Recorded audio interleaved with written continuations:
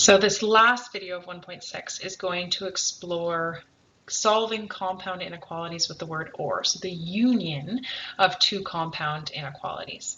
So step one is still the same. You're going to solve each inequality individually. And then step two is, because the inequalities are joined with or, the solution of the solution set of the compound inequality includes all numbers that satisfies either one or both of the inequalities, right? The union. So anywhere there is a graph solution, then it's part of the solution. So let's look at this first one.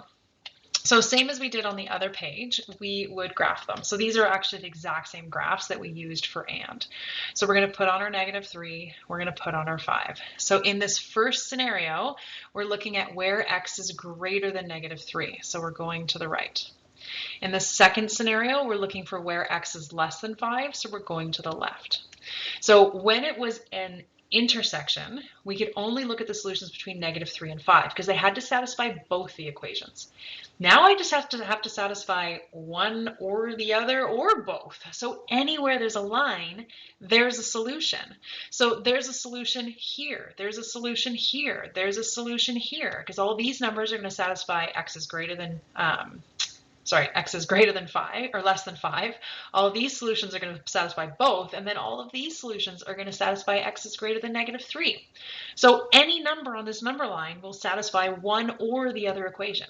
So in interval notation, I would say that x can be anything from -infinity to infinity. So same question, very different response when you're using the word or.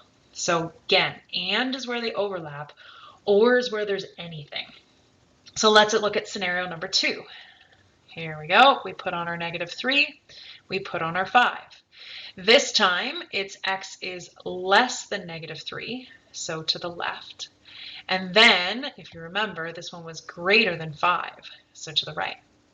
So now again, anywhere there's a graph is a solution to my compound inequality. So that would be here, but not here, and then here again. So how do I show that? So it's any number less than -3. So it's any number here. And it's also any number from 5 up to infinity. But how do I show that it can be either of these things? Is that I put the u between. So this means x can be anything less than -3 or greater than 5. So I can pick any of those and they will satisfy one or the other, or sometimes both of the equations. All right, let's look at the next scenario.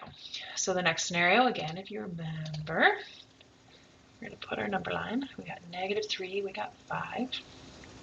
So the first thing we're going to graph is x is greater than -3. That's a round bracket opening to the right. And then we're going to graph x is greater than 5. So that's a brown bracket, again, opening to the right. But the difference here is that it's an or. So they don't have to overlap. It's anywhere there is any line. So my solution is here and my solution is here. So the solution to this or compound inequality is anything from -3 to infinity is going to satisfy one or both of these equations. I wish I could ask you if that makes sense and you could respond to me. If it does, pause the video and try this one. If it doesn't, keep watching. So let's do the next one. So again, I'm going to put my -3, I'm going to put my 5, and then I'm going to graph my 3. So this one says x is less than -3, so anything to the left. This one says anything less than 5, so again, anything to the left. Now, the solution is anywhere there's any kind of line. So there's stuff here, but there's not stuff here, right? I should have put an X on that guy too. So it's anywhere that there is any kind of a graph drawn on my number line. So this time I'm going to start up here at 5 and say it's anything less than 5. So 5 down to -infinity. So again, if it was an and, it would only be where they overlap. If it's an or, there's anywhere there's a line drawn.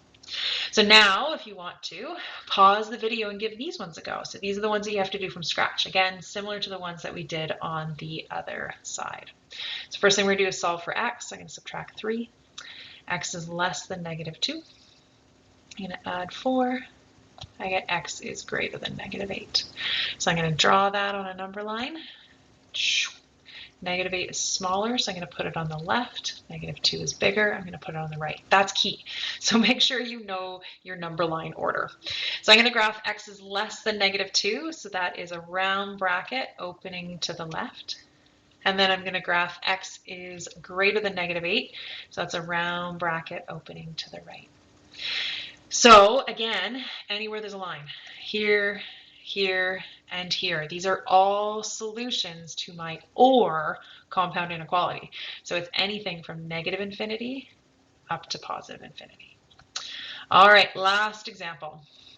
So again, solving for x, I'm going to subtract 2 from each side. I get x is greater than 1. This one I'm going to subtract 1 from each side. I get 2x is less than negative 4. Then I'm going to divide both sides by 2, and I get x is less than negative 2. Now I'm going to graph it on a number line. I'll do it over here. I got lots of space. So which number is smaller? Negative 2. Which number is bigger? 1. Okay, x is greater than 1 is a round bracket to the right. X is less than negative 2 is a round bracket to the left. Again, it's anywhere there's a line. They do not have to overlap. So where is my solution? Well, it's here, not here, but here again. So it's anything from negative infinity up to negative 2, or anything from 1 up to infinity. All right, so I didn't mix and match. Your textbook work will get you to do some where it's an and, then it's an or, but hopefully you've done these so concretely separately that you understand the difference. So again, and is where they overlap, and or is anywhere there's a line. Good luck.